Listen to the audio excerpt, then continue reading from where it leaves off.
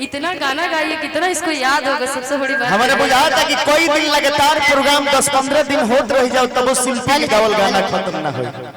और सबसे पहले जितना भी श्रोता बंधु बानी सबके पैर छू के प्रणाम कर बनी और सब गावे के लोग बा।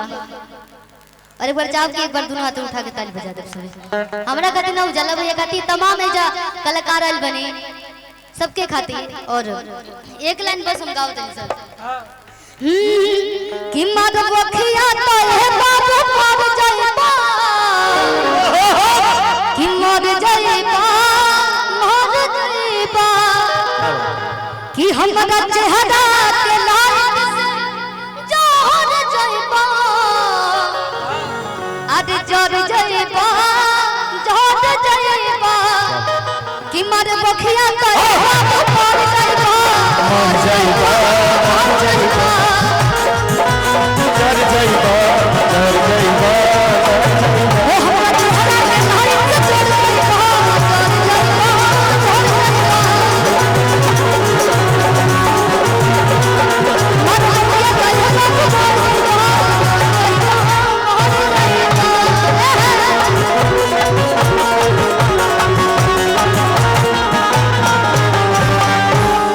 बहुत बहुत धन्यवाद। चूंकि मंच पर तमाम आदरणीय कलाकार सबके उपस्थित बा, सबके उपस्थिति बात या हाजिरी लगे के चाहिए। बहुत बहुत धन्यवाद आदरणीय श्री विक्की तिवारी भैया के कि इतना समय हमरा के दी देनी। बहुत बहुत धन्यवाद भैया। और कहे के तो बहुत कुछ बात बा, हम कैसे धन्यवाद करी आप सबके और आप सबके भी जितना भी लोग आइल बा। हम बताना बयान नहीं कर पावत कि हम का बोली। बाकी बहुत बहुत आभार व्यक्त करता नहीं आप सबके। स्वागत बा हमारे धरती पे और ये पता ना कैसे हो गई।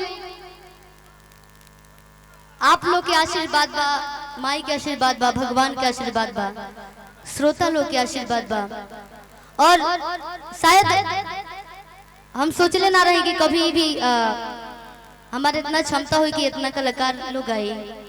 चाहे आप लोग के प्यार मिली और जितना भी लोग आए बात विनती रही, प्रार्थना रही कि अपन घर के प्रोग्राम समझ के अच्छा से देखे के बाद और गावे के बाद सुने के बाद। और नाम बोलम तो बहुत लंबा लिस्ट बा।